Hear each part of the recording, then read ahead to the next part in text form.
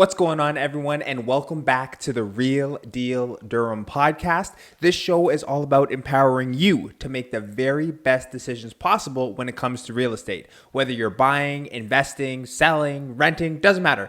This show is all about helping you to make the best decisions possible when it comes to real estate. We've got a great show for you today. We're going to talk about why condos don't make good investments, so make sure you stay tuned all the way to the end for that. For those of you who don't know me, my name is Isaiah Henry, born and raised in the Durham region. I am a seven-figure real estate investor who specializes in value-add projects as well as long-distance investing. I'm an author of The Rookie Real Estate Investor here. I'm a speaker, entrepreneur, and I'm a community-focused realtor right here in the Durham region. And fun fact about me, I've actually been on a number of different podcasts. I was just going through my catalog the other day. I was like, holy crap, I've been talking to a lot of people. So if you don't want to listen to me talk by myself, I've been featured on Andrew Hines, The Real Talk with Gary Hibbert, Dave DeBow, and many more. Make sure you jump down to the description, hit that link tree. I got a whole bunch of different podcasts that I've been on. So if you don't want to hear me talk by myself, go listen to me chat with some other great real estate professionals there. But guys, you didn't come here to hear me talk about who else I talked to. You came here to learn a little bit more about real estate. So without further ado,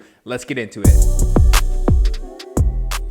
All right, guys, welcome back. It's the Real Deal Durham Podcast. In today's quick tip, don't move. This one's for the tenants. Don't move. If you're a tenant and your landlord gives you notice implying that you need to move out of your rental unit, guys, do not move. You have so many rights as a tenant in Ontario, and I mean like so many. All the chips are on your side, and I get it because I have been a landlord and a tenant myself, so I understand what's going on. You have so many rights. There's ways that you actually need to be compensated for this notice, whether it's like an N12, N9, whether it's an N12 that they give you or if they force you to sign an N9. There's so many ways that you actually need to be compensated. And finally, there's likely a better solution than actually moving out if your landlord has decided to give you that notice. So if you're a tenant in this situation or you know a tenant in this situation, guys, do not move. Give me a call and let me walk you through it, and maybe we'll get you some money out of it as well there. But yeah, that's a quick tip for today. It's the Real Deal Durham Podcast. Your host, Isaiah Henry, and we'll be right back. Welcome back, everyone. It's the Real Deal Durham Podcast. I'm your host, Isaiah Henry, here with a quick business update. What's going on with me? So, guys, we finally closed. If you've been keeping up, I was working on a flip deal, and it finally closed. It got delayed due to some legal stuff, but shout out to Picaro Law for taking care of me and getting that all to the closing table. Super happy. By far the cheapest deal that I've ever purchased, and I can almost guarantee it's the cheapest deal anyone has ever purchased. So if you think you have a cheaper deal than me, please let me know, and I will see where we shape up there. So yeah, super excited to get that one done. I've also been noticing in the market that sellers are holding on to these properties. Like even with the increase in interest rates, even though they're a little bit longer days on market, sellers are not entertaining these lowball offers. Like I put a lot of offers in for myself and my clients, trying to get them good deals on properties, but these sellers, they're holding firm. I don't know if it's more education that needs to be done or they're not willing to take a loss on these properties, but there is so many sellers that are holding on to their properties. This is kind of a good thing for me because it gives me confidence in the real estate market that guys aren't just going to be walking away from their properties. It's not going to be like a 2008 Detroit situation. So I still have confidence in the real estate market despite what's going on with the rates and the economy. So if you are a seller, please, give us a little break. We're trying to get in good property, but if you're a buyer, just make sure you're prepared. These sellers are not giving their properties away. They still want fair market value for their properties. And final thing here, business-wise, I'm very interested in what's going to go on with what's it called? The rate increase, or I shouldn't call it a rate increase, the Bank of Canada rate announcement. Now, I'm about 50-50, and again, I'm not on the mortgage broker side, and I'm not a huge finance guy, but I think they're going to raise it. Unfortunately, I do think they're going to raise it. I just don't think we've seen the slow in the economy that they want. I know they're looking at a few key metrics, and unemployment being one of them, and I don't know if we're going to hit it there. But unfortunately, I think another increase could really do some damage to the middle and lower class. So don't know how it's going to shape up. Again, as investors and business people in the game, you can only play with the rules that are given to you. So I'll roll with the punches the way they come. In my opinion, I think we're good. I think we can chill out. But if Bank of Canada wants to raise it again, I guess we'll all buckle up and see what's in store there. So stay tuned and we'll kind of dive through what that looks like for everyone. Guys, it's a Real Deal Durham Podcast. It's Isaiah. It's a quick business update for me, and we'll be right back with the topic. What's going on, everyone, and welcome back to the Real Deal Durham Podcast. It's your boy, Isaiah Henry, your favorite community-focused realtor. And in today's topic discussion, we're going to talk about why condos are a bad investment. And disclaimer, my first investment property was a condo, so I'm speaking from experience here, but I want to make sure, again, I extend that information to you to make sure y'all are making the best decisions possible. So again, condos, not a good investment, and let me tell you why.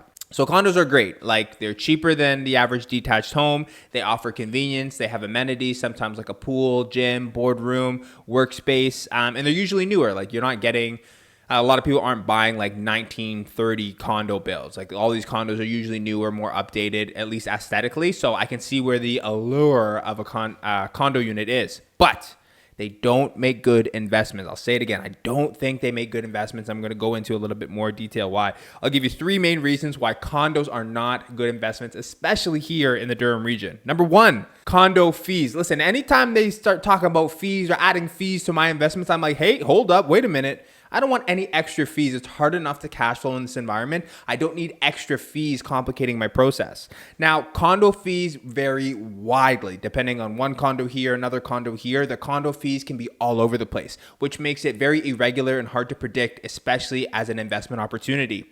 There's some condos that are like 50 cents a square foot in fees, and some condos that are $1.50 square foot in fees. And even with that range, each condo fee covers something different. Some might cover water, some might not cover water, some cover hydro, some cover heat. It's all over the place. And even if you take like an 800 square foot condo unit with a max like a $1.50 a square foot condo fees, that's $1,200 in condo fees alone. At that point, I don't care what they cover. That's a very big fee to add on top of your mortgage. I don't know how people are doing it, especially where rates go up there. So that's another reason why these are very hard to make work as investments.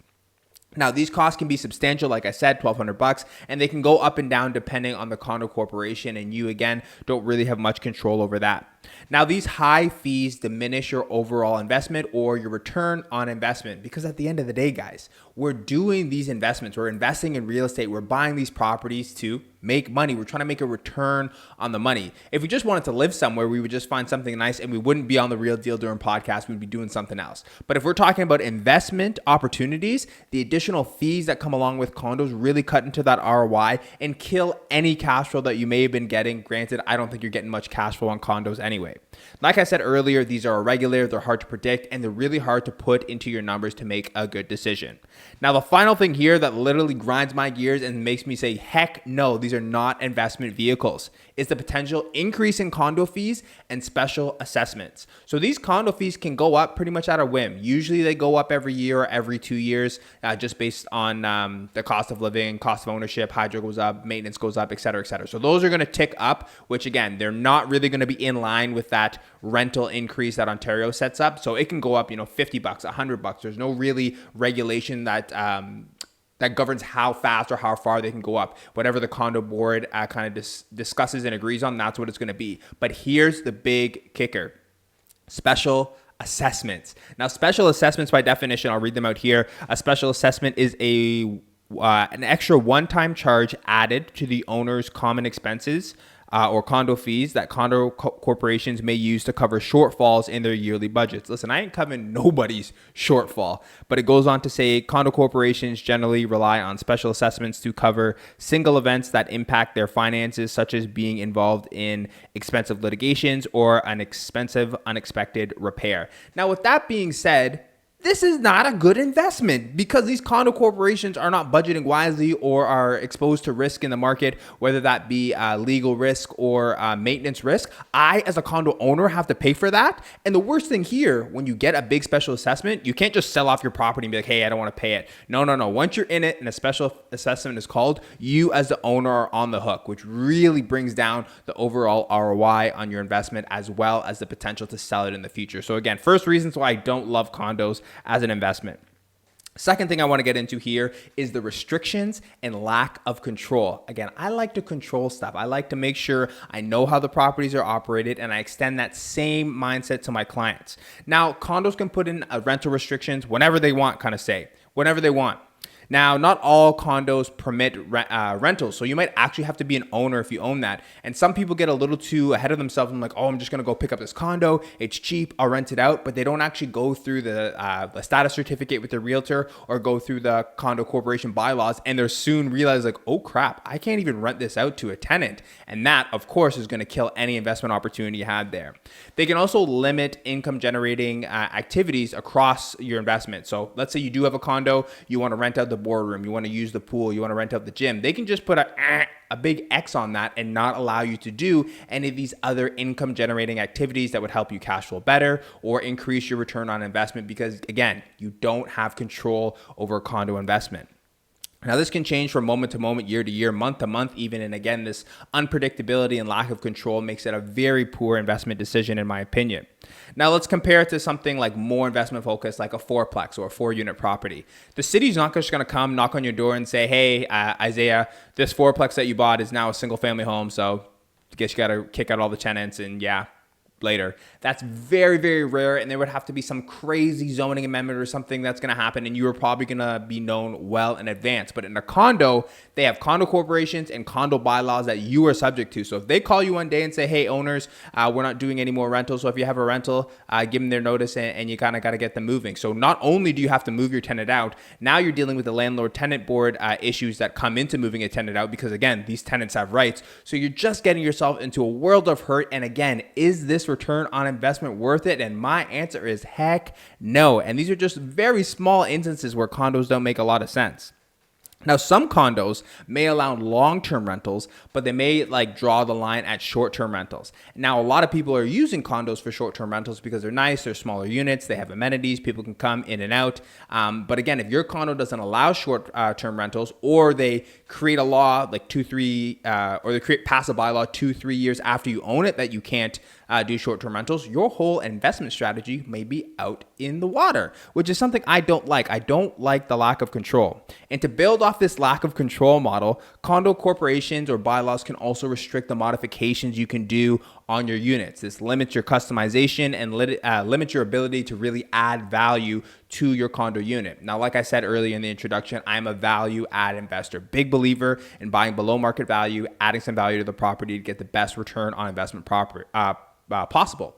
Now, if the condo corp says, nah, we're not going to let you change the electrical. No, if you want to do flooring, you have to ask us. Oh, no, you can't add a new bathroom. These are all big roadblocks that are put in your way to adding value to your property. And again, limiting your ROI, limiting the amount of rental income you can get, and then again, limiting your investment potential. It's just something I don't want to get in. Pretty much forget the BRRRR method, forget your value add opportunities, because in a condo, it's going to be very, very difficult to get this across. Now, again, you may be able to go under the table, don't look, but again, you're just adding problems for when you sell on the back end, because they're going to look at all these modifications that you did. They're not going to be approved, and you're going to be in a little bit of hot water there. So again, lack of control. I don't like this.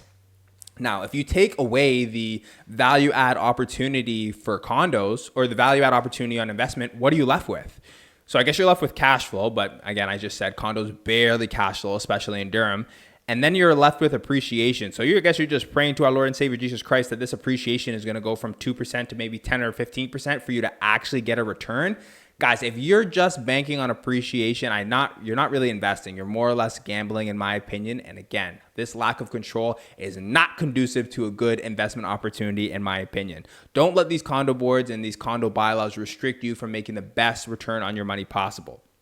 Now, the final thing here, why I don't believe condos are good investment vehicles, is because of the financing challenges. And oh my goodness, I'm only going to touch on a little, but there's so many. Obtaining financing for condo units can be so much more difficult than a single family home. Single family home, you send your documents in, they verify your income, bing, bang, boom, you're good to go, bank in possession, easy deal. When you're dealing with a condo corporation, these lenders want to see a lot more, especially in the kind of market we're in today. They want to see the health of the condo corporation. They want to see the financials. They want to see that status certificate. And you as a borrower are probably going to have to qualify at an at an even higher rate because of the condo fees that are added on top of your regular mortgage. So again, mortgage rates are anywhere between 5 and 7% depending on who you're going with, and then you add $1,000 condo fee on top of that and a stress test. Guys, these are so hard to qualify for and really don't add or give you that long-term value that a semi-detached or a detached or a freehold house might offer. So again, not the best investment vehicle.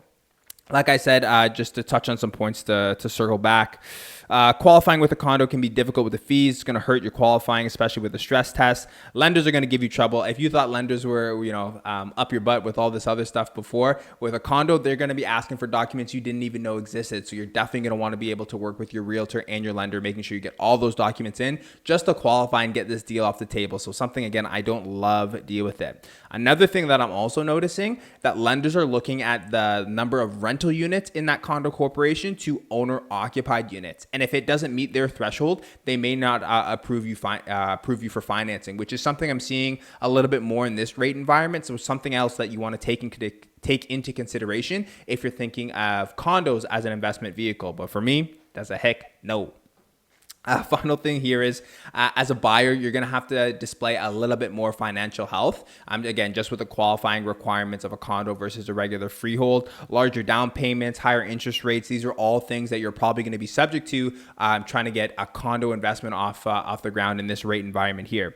And finally, be prepared for some extensive documentation. They're going to want all your financials, any other business income you have. They're going to want a ton of documentation about the condo, and probably they're going to ask for your firstborn child at this point, because I think they're asking for everything, this, that, and the third, to get these condo corporations, to get these lenders to approve you to actually buy this condo. So is all this really worth it? After you take all this into consideration, I don't believe condos are good investment vehicles. Between the condo fees, special assessments, the lack of control of the actual investment, as well as the financing challenges, there's so many better opportunities out there. And no, condos are not a good investment vehicle. Like, this is not an investment I would recommend, and I wouldn't really steer my clients into something like this. The cash flow you're going to get from these condos are pretty much non-existent, even in these rate environments. And if you are cash flowing, just forget about seeing it long term, because after a special assessment or a bump in condo fees, that cash flow is going to be wiped out ASAP. And the ROI, or the return on investment, is very low. Like, I'm not seeing these condos, do anything substantial that you wouldn't be able to get in a freehold townhouse, or in a freehold property. But again, if your goal is to kind of just park money, not do anything, you don't care about that, it's a different conversation. For most of the investors and most of the people that I work with, they're looking to get some sort of return on their investment, especially when they're investing in real estate. And finally, if appreciation is all you're banking on, because like I said, cash flow is minimal, ROI is low, appreciation is pretty much all you have left, I don't believe you're investing. You're just gambling at this point. You're crossing your fingers, crossing your toes, picking 4-leaf clovers. You're just hoping that this condo goes up in value so you can actually reap some sort of return for your investment. And again, that's not investing. That's gambling. So what can you do? Isaiah, okay, I'm not going to buy a condo, but what can I do? I can't just not buy real estate. I can't not invest. What can I do? Great question. First thing you're going to do is you're going to go get a copy of the Rookie Real Estate Investor. It's free. I'm not trying to sell any of these. Don't worry about that. Go get a free copy. It's going to walk through the 7-step framework to get you started in real estate. If you want a hard copy like this, just send me a DM and I'll make sure to mail you out a copy.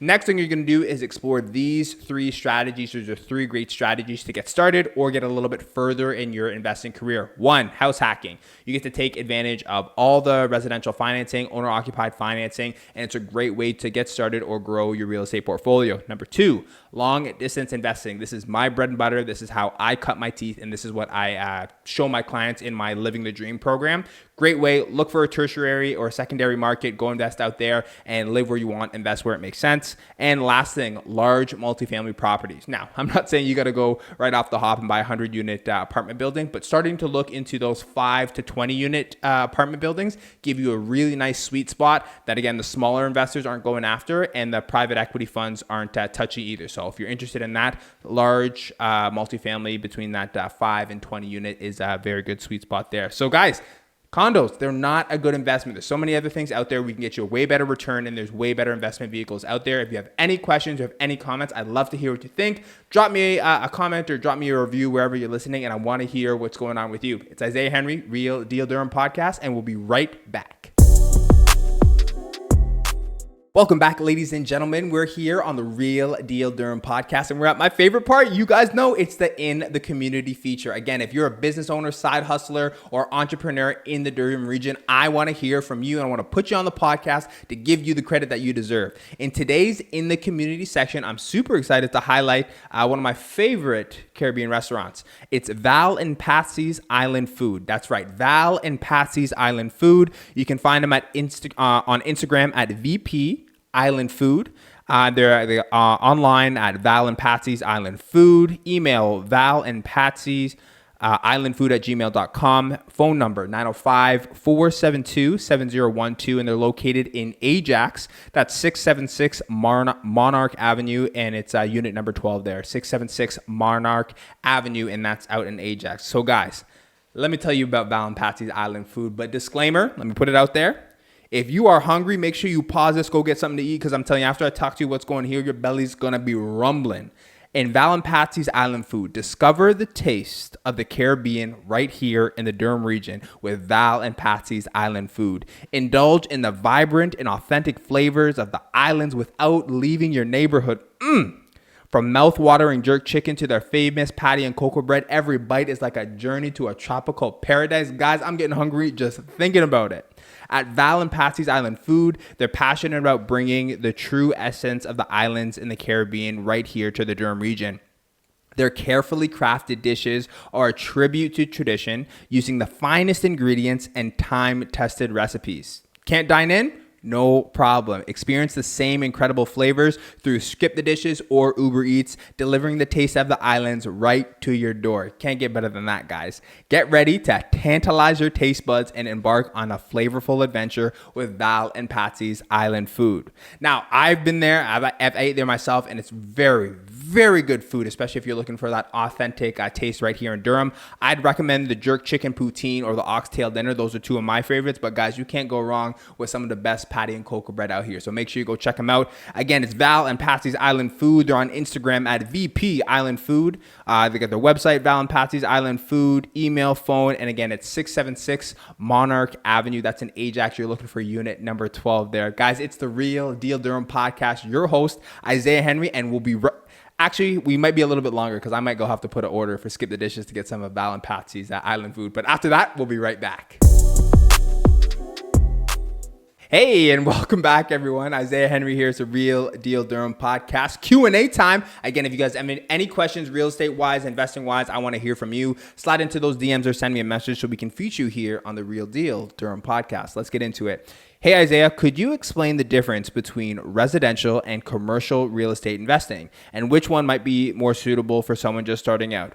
Great question. I've got this question in a little different ways, but it's actually really nice to consolidate it so we have this here. So first thing, property types. That's the first thing between residential and commercial. So residential is going to be like your single family homes, duplex, triplex, fourplex, 1 to 4 units. That's what's usually classified as residential properties. Now, if you're on the commercial side, that's going to be all your your multifamily residential properties at 5 units and up. Now, there's some lenders that will go up to 6 units in terms of residential financing, but on the most part or on the average scale, anything 5 units and up is going to be commercial financing. This also includes offices, business, land. That's all going to be under commercial as well. So that's the difference between property types, residential and commercial. Now, operation. So the operation of like a residential investment property, it's way easier to self-manage because again, we're talking single, duplex, triplex, fourplex. Way easier to self-manage as a beginner. There's so many more resources out there. Inventory, everything with that investment vehicle is more predictable, and there's a lot of infrastructure behind there to kind of help you out and get you going there. Now, again, if you're going to go on the commercial side, there is some better cash flow. There is some better ways to create income and drive the value of that property up just based on commercial financing. And it's actually built for investors. Like I think a lot of the times we take the single duplex, triplex, fourplex, and we really force the investment in there. Don't get me wrong, it still works and I do it myself. But on a commercial asset, like that's literally what it's built for. It's built for investors, and even the financing helps you really increase the value a lot faster than a residential property that's evaluated on comparable sales when a commercial property is valued on the net operating income, and we can get into that a little bit later. Again, commercial, they're built for investors. It's more management intensive just because there's a little extra layers that go on than a traditional residential property, and much, much more capital intensive. I feel if you're not ready to make that capital jump from residential to commercial, I would definitely say recommend either getting a mentor, working with a partner, or just taking a sec to save up, because there's a lot more capital up front or during that project to get that commercial property where you want it to be, as opposed to a residential property there. Again, slightly more complex, but not much, and very doable if that's something you want to do, but you just need to understand the difference in operation between a residential and a commercial property there. And financing. Now, residential financing is great. You're able to access all the residential financing programs, and there's way more lenders who do residential than commercial. You can buy these properties for as little as 5% down. Yeah, like you go find a duplex, 5% down, live in the top, rent out the bottom, boom, you're house hacking like a champ, and you're only 5% down into this great property. So on the commercial side, it's a little bit different. Nobody's doing 5% down unless you got one of those great CMHC programs that are a little bit more niche to get into. But typically you're going to be around 25 to 30% down financing, and a lot more closing costs and fees. You'll probably have lender fees. Your appraisal is going to be a little bit higher, and some of the due diligence is going to cost a little bit more money as opposed to a residential property there.